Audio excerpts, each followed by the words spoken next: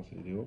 Voilà, donc on démarre pour la protection de tous nos Khayalim, en particulier de Ilian Benyamin Ben Yehuda, on a la chance d'avoir aujourd'hui, de Raï Yaakov Ben David, et bien sûr tous les Khayalim, et pour le retour rapide et en bonne santé de tous les otages.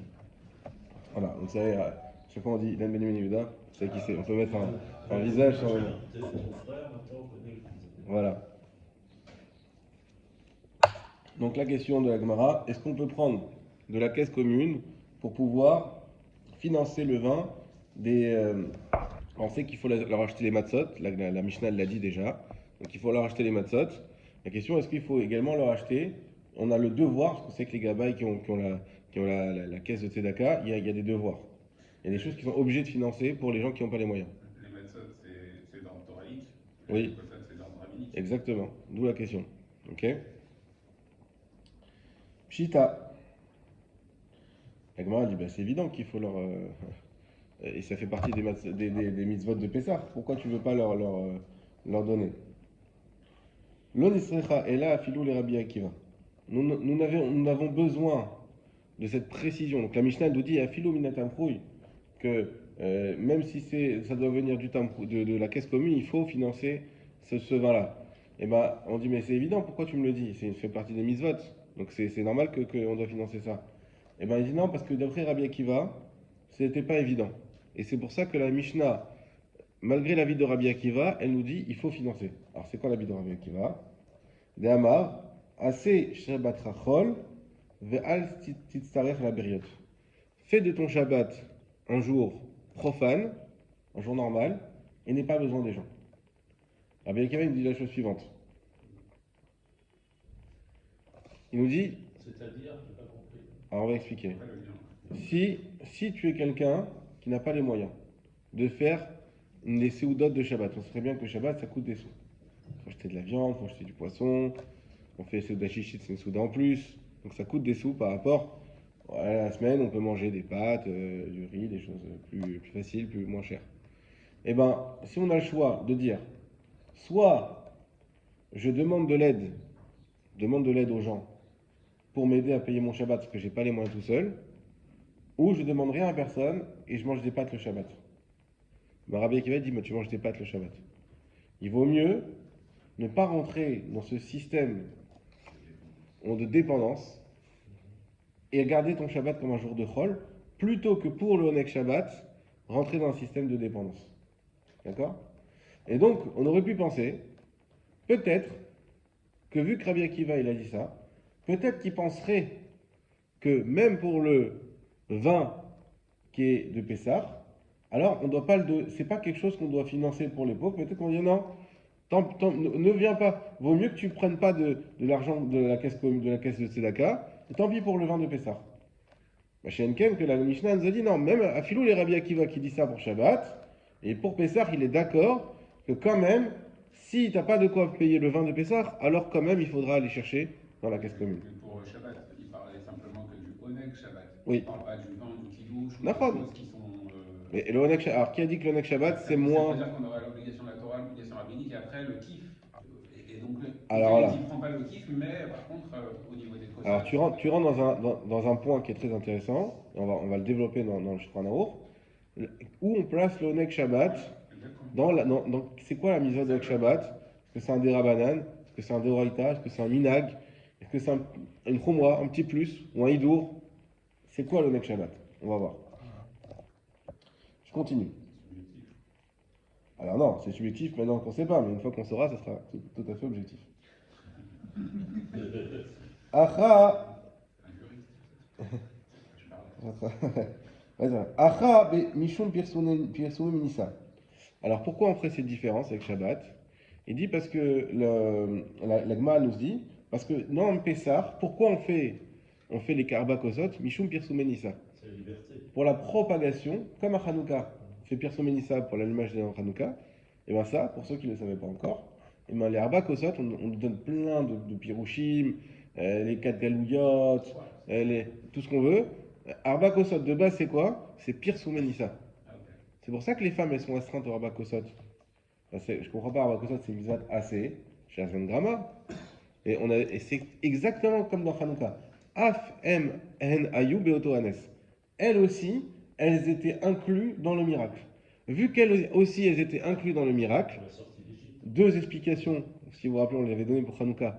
Première explication, parce qu'elles ont participé au miracle avec les miroirs qu'elles ont créés pour rester belles, pour que les maris en rentrant du travail, ils aient quand même envie de faire des enfants. Et sur ça, on sait que ce sont les miroirs qui ont été utilisés au Beth Amikdash, donc c'est une fierté. Et en ça, elles ont participé au miracle. Af en ayub beotohanes, deuxième pirouche, qu'elles ont aussi bénéficié du miracle. Bah oui, elles sont sorties d'Égypte aussi. Donc il y a deux façons de voir les choses. Soit que ça veut dire qu'elles ont participé, soit ça veut dire qu'elles ont bénéficié. Mais dans tous les cas, elles ont. Pourquoi les hommes ils ont participé? Les hommes, ils ont Moshe Rabbeinu, ils ont participé, ils ont tout fait, les hommes. C'est-à-dire qu'ils ont. Toi, tu veux dire, ils ont fait un fait particulier. Il y a Korban Pessah, il y a. Si on cherche, on va trouver 1000 choses que les hommes ils ont fait que les femmes elles ont pas fait. C'est ordonné Ouais. par Moshe Rabbeinu. Oui, mais effectivement, parce que lui dit, ouais, mais alors dans ce cas-là, mais qu'est-ce qu'ils ont fait les hommes de spécial?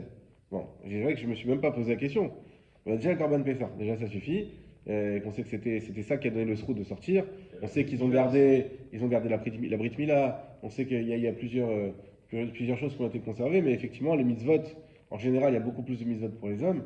Hein, c'est pour ça qu'on dit. J'imagine que c'est que la femme qui aurait voulu le calvaire Vous, C'est pas drôle. alors vous rigolez, mais vous connaissez cette halakha. Dans la Gemara Psachim, elle nous dit une femme, euh, normalement, elle devrait boire, mais elle ne boit pas. Pourquoi? Parce que c'est pas capable de son mari de voir sa femme comme ça. Non, elle devrait Accoudée, c'est encore accoudée. mieux. Elle devrait boire accoudée, mais elle ne boit pas accoudée. Pourquoi? Parce que normal aussi, elle est dans le miracle, donc elle aussi elle doit être heureuse, elle doit être libérée. C'est pour ça qu'on boit accoudée. Oui, mais c'est pas capable pour le mari. La Gemara elle continue. Par contre, la femme qui est une femme princesse, que c'est elle qui, qui, euh, qui tire les rênes à la maison, et c'est le cas d'une princesse, alors là, elle doit avoir accoudé. La halakha aujourd'hui, c'est que toutes les femmes sont considérées comme les princesses de la Gemara, et qu'elles doivent avoir accoudé. Non, mais c'est une halakha les maasé, c'est pas une blague. C'est une halakha les maasé. Ça veut pas dire que quand on dit princesse, c'est pas le côté romantique de la chose. Non, c'est vraiment une femme que, en fait, aujourd'hui, il n'y a plus de joug du mari sur la femme. Avant, il y avait un vrai joug, comme un père sur sa fille. Hein, d'ailleurs, on sait que la femme va passer du père au mari. Donc ça veut dire qu'il y avait un vrai joug. Aujourd'hui, on considère les femmes comme libérées. Elles sont complètement libérées, elles sont complètement indépendantes. Et même une femme qui ne travaille pas, et dans sa tête, elle est indépendante aujourd'hui. C'est un peu contradiction avec toute l'histoire de Geth et tout. Alors, je précise qu'il est limite gère bien. Pour ceux qui ne le savent pas, qui comprennent. Justement, il y a plein de causes. Enfin, si on Non. considère qu'elles sont libérées, il y a beaucoup d'autres halakhot qui sont basées sur le fait que l'homme possède sa femme. Alors, ça, c'est jamais remis en cause.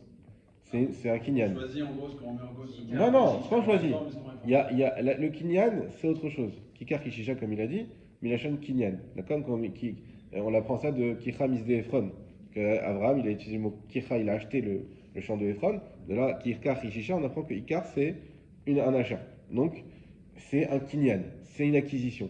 C'est pour ça, dans tous les cas, une femme ne peut appartenir qu'à un homme, et qu'un homme, à l'époque, pouvait se marier avec plusieurs femmes. Parce que lui, il n'est pas acquis par sa femme. D'accord? Mais ça, c'est une notion autre. Ah, si tu étais marocain, tu aurais pu. Les Marocains, ils ont gardé. Oui, c'est vrai, ils n'ont pas. Ça, c'est après, ça a été une zéra de Rabbeinu Gershon qui n'a pas été prise par les Marocains. Et vous voyez qu'il y a des Marocains qui avaient plusieurs femmes.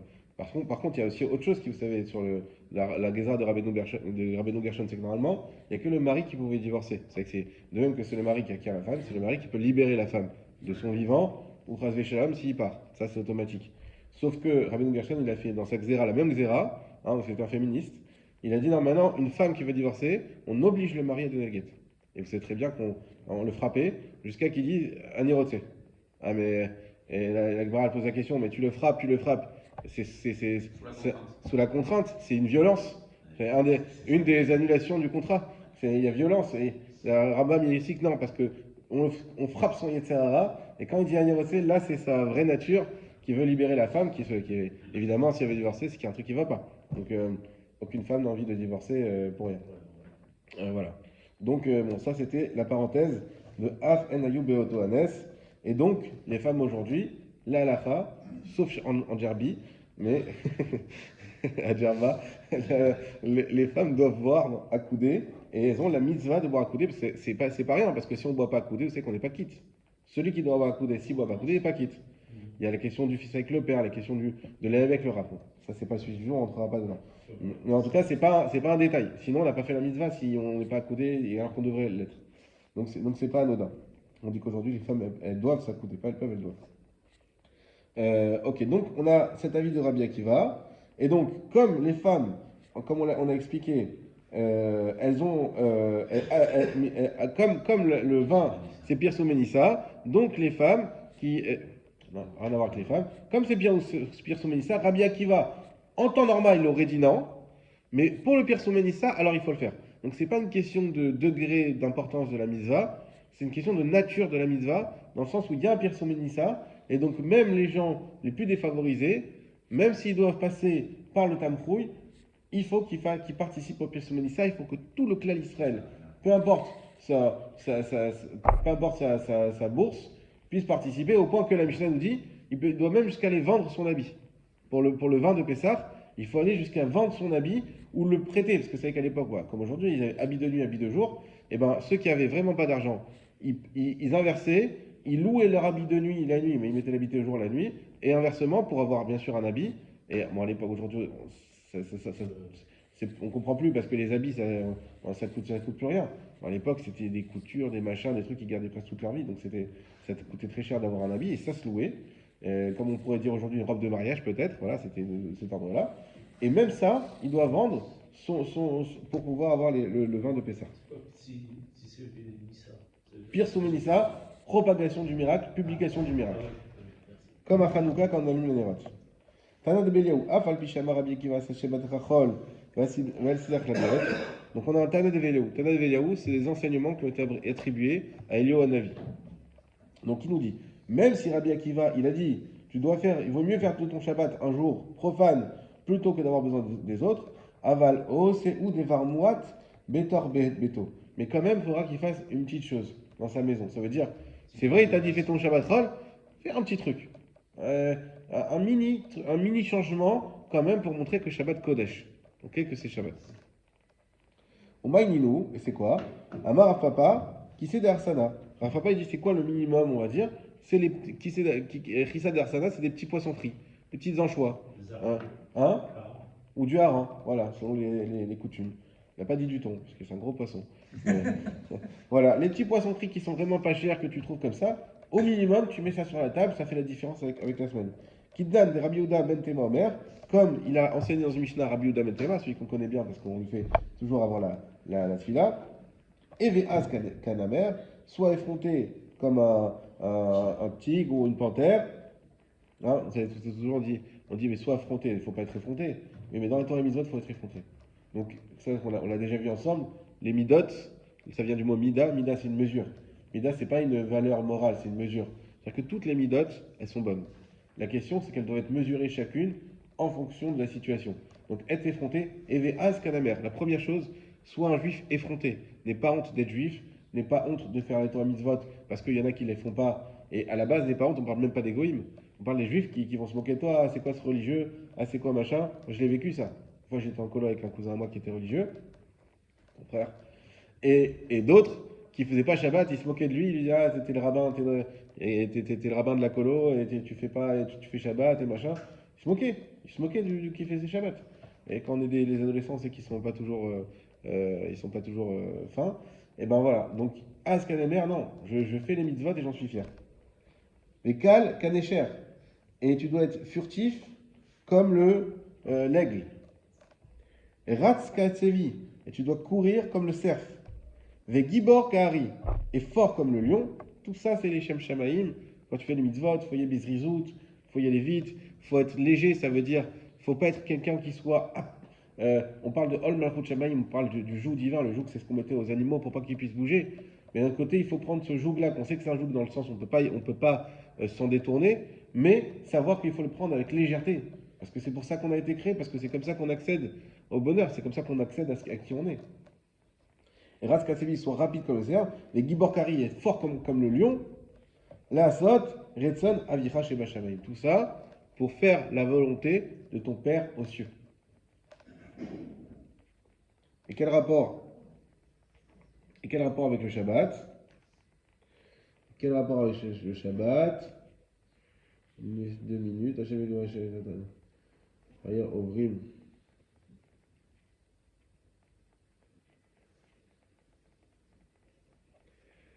Il y avait un Rashi, je crois. Excusez-moi.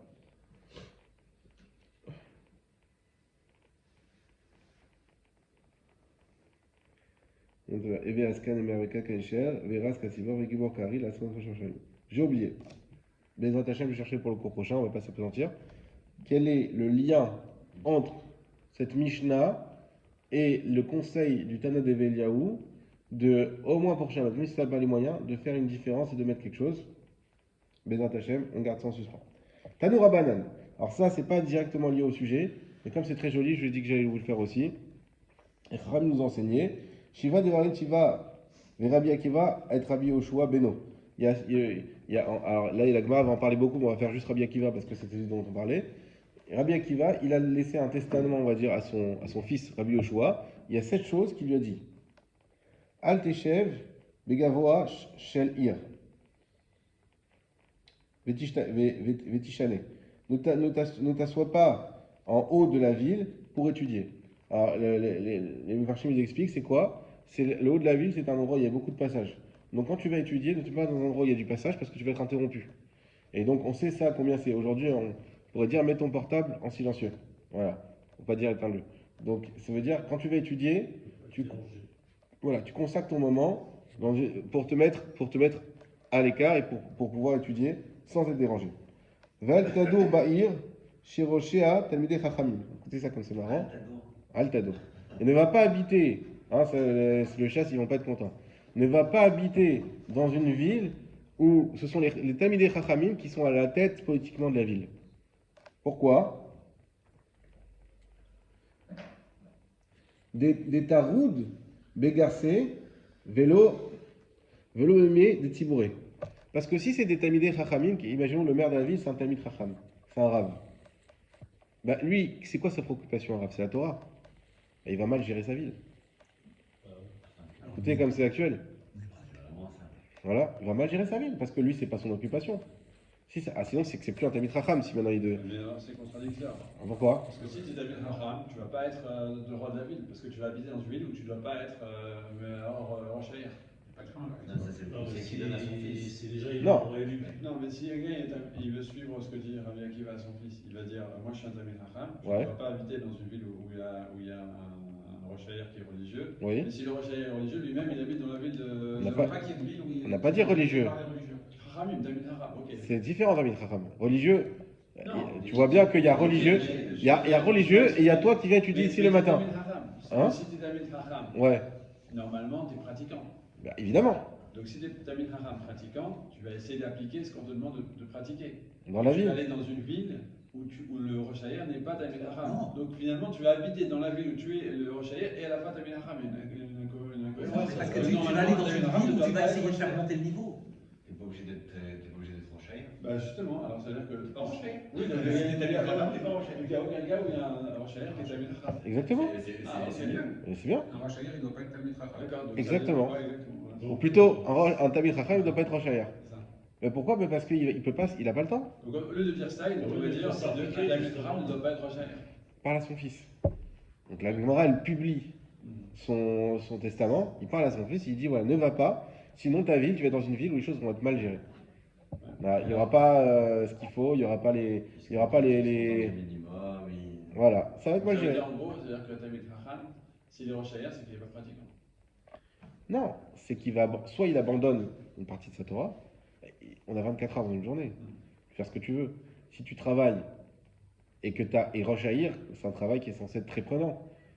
Forcément, Talmid Chacham, c'est pas t'es d'une demi-heure par jour. Gafni et Harry ils n'ont pas le temps d'étudier comme s'ils n'étaient pas.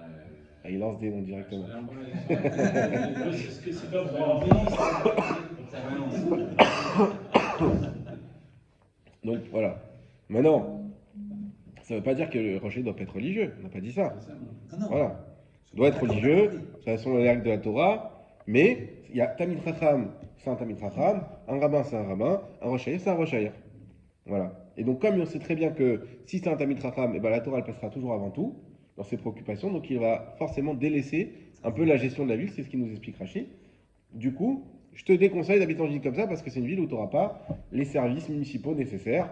Il y aura peut-être des poubelles qui vont rester une semaine, il y aura peut-être la police qui ne va pas intervenir comme il faut, et tout ce qui va avec, parce que, hein, je ne parle pas de Bnei Brak. T'as dit parce qu'il va être occupé en gros. À la Torah. À la Torah, donc il Mais aura pas le temps de quelque s'occuper de part, sa ville. ça peut être intéressant aussi. Ça veut dire que là, tu es en train de dire que le côté matériel de la ville, il est plus important que l'atmosphère. Bah, si tu t'engages dans une responsabilité, on va dire, de mairie, pour dire les choses simplement. Tu es dans une mairie, il faut bien que tout le monde compte sur toi. J'ai compris, oui, chacun son poste. Et Voilà. Ça va être mal géré. Peut-être ça va être mal géré d'un point de vue matériel, mais, Ouais. mais il va régner une atmosphère. Même pas sûr. À l'inverse, quand tu mets quelqu'un qui n'est pas ta femme, alors ok, la ville elle va bien gérer, mais il va y avoir des bus qui vont passer le Shabbat. Et il va On n'a pas dit pas religieux.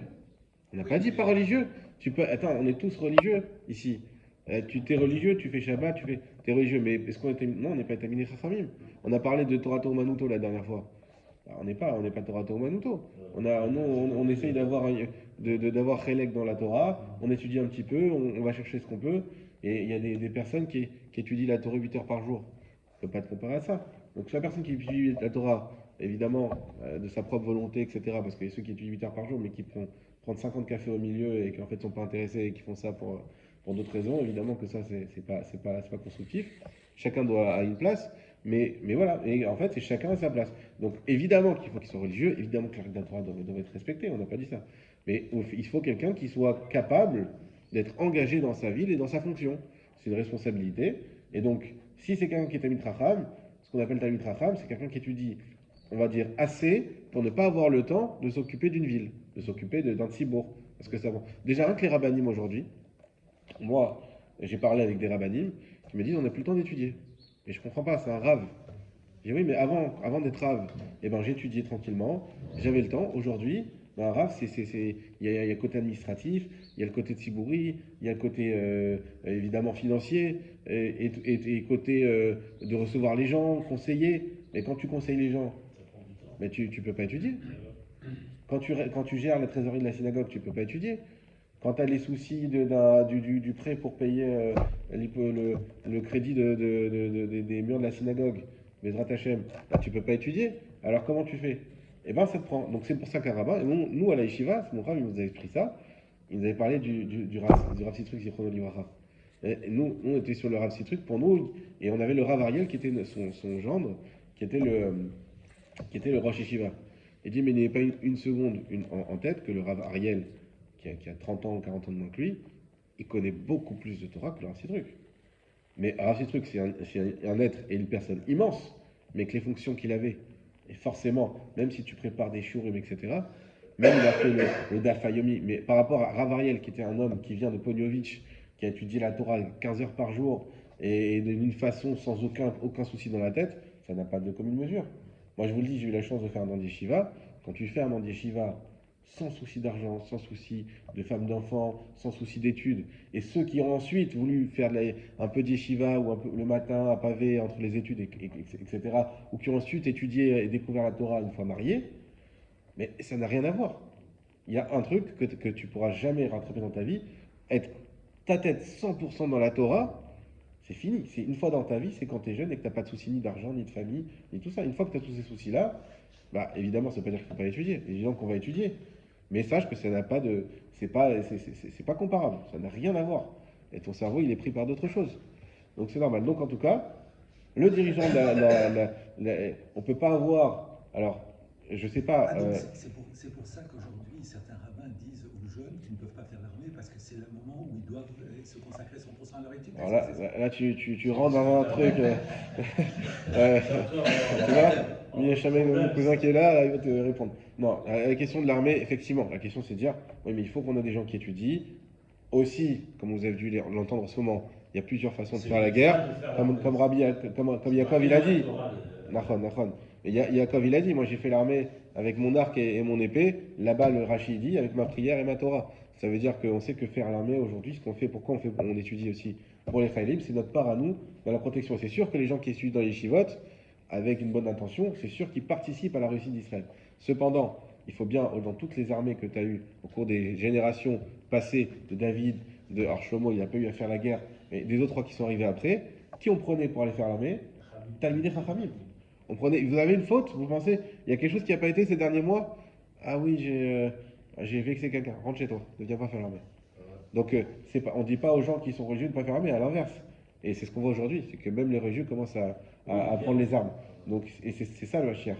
C'est que bien sûr que les gens religieux, ils doivent faire l'armée. Le problème, c'est qu'aujourd'hui, on a une armée, et ça, je ne rentrerai pas plus dans le débat, qui est une armée qui peut même être anti-religieuse.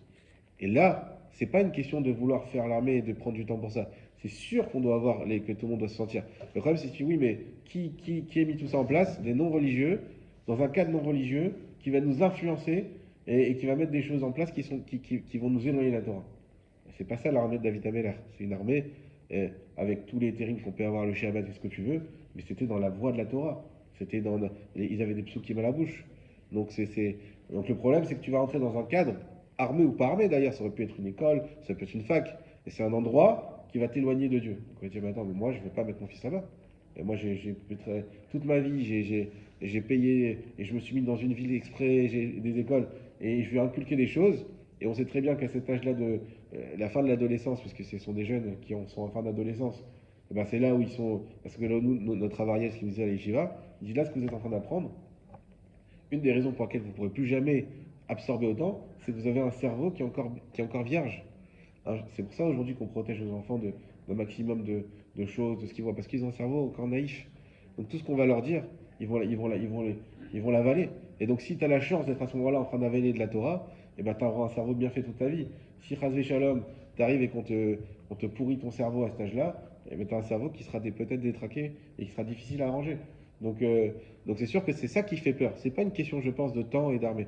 C'est une question de mettre dans une keïla qui va être anti-religieuse, qui va être voilà. Et ça, c'est un problème. Et bon, il y a l'armée religieuse. Après, moi, je connais pas bien la vérité. Je suis un Olé Khadash, comme vous.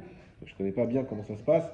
Peut-être Ilan, il nous en parlera à un autre moment. Mais qu'est-ce que tu pourrais nous dire là-dessus? C'est intéressant. Aujourd'hui, il y a plein de cadres pour faire l'armée en tant que religieux. C'est un choix. Il y en a qui font ce qu'on appelle SDR. C'est un programme qui dure 5 ans où tu fais 2 ans d'yeshiva, 1 an et demi d'armée, 1 an et demi d'yeshiva. Il y a pour les gens qui sont très très religieux qui vont faire 10 ans d'yeshiva et 6 mois d'armée. Ils vont juste apprendre, ils vont faire les classes pour savoir utiliser une arme.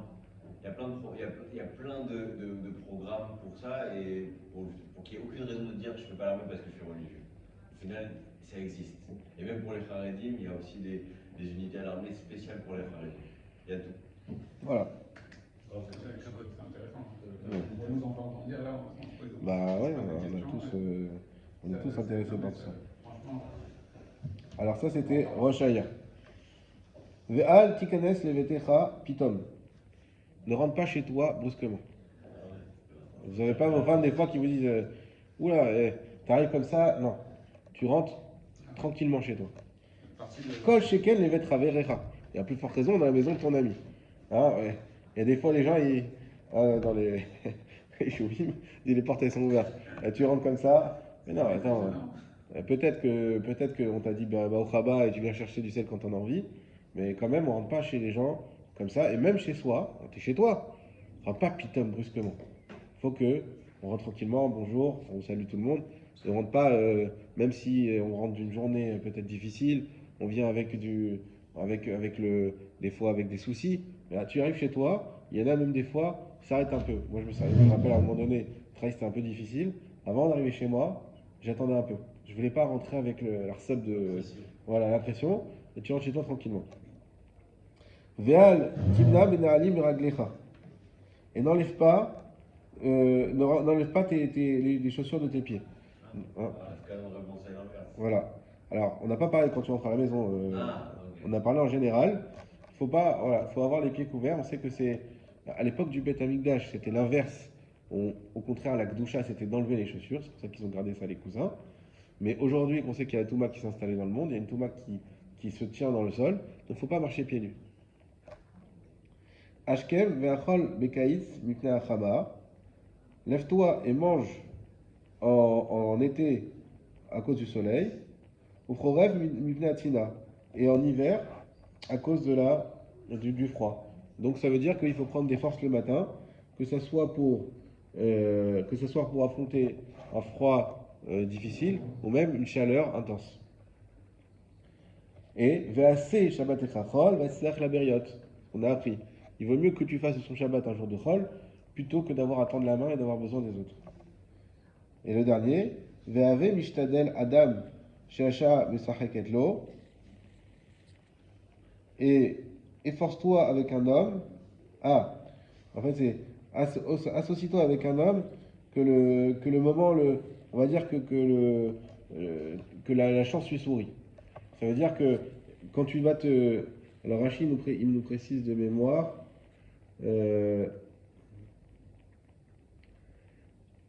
Alors, on va voir, on va en parler. Ça veut dire que quand tu sais qu'il y a quelqu'un qui a de la chance dans les affaires, alors il faut s'associer avec lui. C'est un bon. Tu peux t'accrocher à son mazal quelque part. Voilà. Donc, c'est pas quelque chose de. Forcément, on parle de quelqu'un qui est honnête, etc. Ça, c'est le béaba avant de s'associer avec quelqu'un. Mais tu vois quelqu'un qui réussit, ça vaut le coup de s'associer avec lui. Tu vois quelqu'un qui est un peu plus de mal dans les affaires, ça vaut peut-être pas le coup de s'associer avec lui. Amar Rav Papa, alors Rav Papa il précise, lo meziban miné, lo lezinale. On parle pas d'en faire un partenaire, c'est-à-dire de lui acheter ou de lui vendre. On ne te parle pas d'être son fournisseur ou au contraire de lui acheter. On ne parle pas de ça.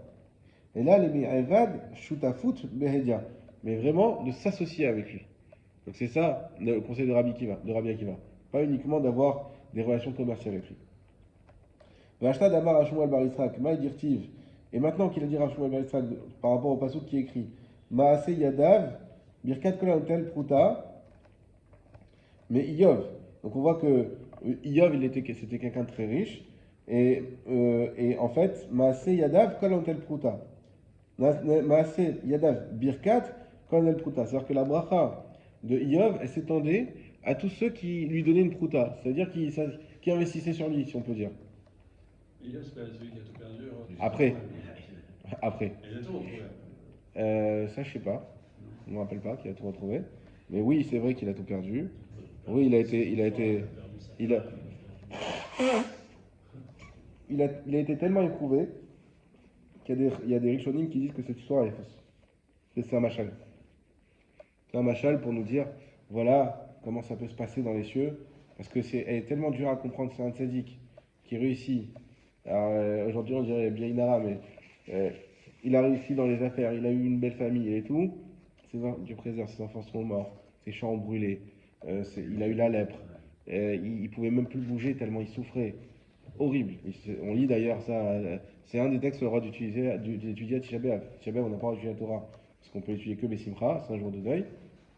Intense comme un endeuillé qui n'a pas le droit d'étudier la Torah, mais il y aura mal le droit, parce que c'est pas quelque chose qui va te réjouir, ça c'est sûr. Donc, et même intellectuellement, ça va pas te réjouir. Parce que tu dis, mais comment on peut arriver à ça? Et comment c'est justifié là-bas? Parce que le Satan, il a dit à Dieu, mais comment il a tout celui-là? Je suis sûr que s'il est, et effectivement, c'est facile d'être religieux et d'avoir le sourire quand tout réussit. Alors il y en a qui disent que non, au contraire, c'est aussi une épreuve, parce que comme tout réussit, donc finalement tu n'as plus le lien avec Hachem. Mais c'est vrai que quelqu'un qui, Baruch Hachem, on se souhaite tous d'avoir une réussite à Tsuma, et c'est la promesse de la Torah, on va le voir pour ceux qui préparent bien Shabbat, c'est une des promesses. Mais malgré tout, je me dire, oui, mais c'est facile. Toi, tu dis, il faut acheter une belle paire de tefilines à 700 euros. Oui, mais toi, tu gagnes 10 000 euros par mois. Moi, je gagne 2500 euros par mois. C'est difficile d'acheter cette paire de tefilines. Alors, toi, tu vas dire à ton mari, allez acheter des belles et des beaux tefilines. Et de quoi tu parles? Quand tu connais pas la difficulté des gens. Ou c'est facile de dire, allez, venez étudier le matin. Et toi, t'es rentier. T'as 40 appartements en location. Et nous, on a besoin de travailler. Donc, venir étudier, c'est un vrai sacrifice. C'est un sacrifice sur notre temps à la maison, c'est un sacrifice sur notre temps à ça. Donc, c'est pour ça que, quelque part, c'est ce qu'il a fait les Sarah. Il a dit, non, mais Yov, il est très bien, il est parfait, mais tu lui as donné une bracha phénoménale. Et ben Dieu, il a dit, tu vois que même si je lui enlève tout, il va rester. Et c'est ce qui s'est passé, tout de tout. Il n'y a plus rien, du présent. Donc, il a qui ça, Machal. Je crois même que c'est le Rambam qui dit ça. On continue. Voilà. Miyov, Ibracha, Philo, les Mizban, Miné, les Zinane, Shapir Damé.